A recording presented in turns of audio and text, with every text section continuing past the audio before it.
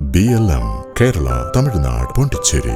രാജ്യത്തെ ലഹരി മരുന്ന് ശൃംഖലകളെ പൂർണ്ണമായി തകർക്കുക എന്ന ലക്ഷ്യത്തോടെ വിപുലമായ കർമ്മ പദ്ധതിയുമായി കേന്ദ്ര സർക്കാർ വരികയാണ്. കേരളത്തിൽ നടന്നുകൊണ്ടിരിക്കുന്ന ഓപ്പറേഷൻ തൂഫാൻ എന്ന് പേരിട്ട് മയക്കുമരുന്ന് വേട്ടയുടെ വിപുലമായ പദ്ധതിയാണ് കേന്ദ്രം നടപ്പാക്കുന്നത്. ലഹരി വിരുദ്ധ പോരാട്ടങ്ങൾ ശക്തമാക്കുന്നതിനായി തയ്യാറാക്കിയ നർക്കോട്ടിക് കൺട്രോൾ വിഷൻ ഡോക്യുമെന്റ് നാളെ കേന്ദ്ര ആഭ്യന്തരമന്ത്രി അമിത്ഷാ രാജ്യത്തിന് സമർപ്പിക്കും. അടുത്ത 3 വർഷത്തേക്കുള്ള കൃത്യമായ ലക്ഷ്യങ്ങളും സമയപരിധികളും നിശ്ചയിച്ചുകൊണ്ടുള്ളതാണ് ഈ കർമ്മ പദ്ധതി. പദ്ധതിയുടെ തുടക്കമെന്നോണം നാളെ രാജ്യവ്യാപകമായി പിടിച്ചെടുത്ത വലിയൊരു അളവ് ലഹരി മരുന്ന് നശിപ്പിച്ചു കളയും. വിവിധ ഏജൻസികൾ പിടികൂടിയ ഏകദേശം 6000 കോടി രൂപ വിലമതിക്കുന്ന ലഹരി വസ്തുക്കളാണ് നാളെ ഒറ്റയടിക്ക് നശിപ്പിക്കുന്നത്. ലഹരി മാഫിയകൾക്കെതിരെയുള്ള കേന്ദ്ര സർക്കാരിന്റെ ശക്തമായ മുന്നറിയിപ്പായിരിക്കും ഈ നടപടി.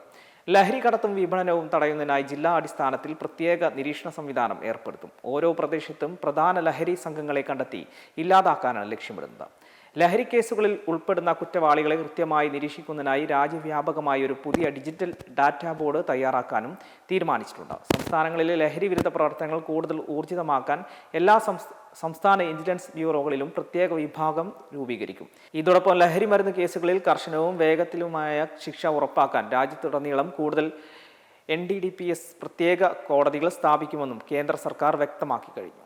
BLM കേരള തമിഴ്നാട് പോണ്ടിച്ചേരി.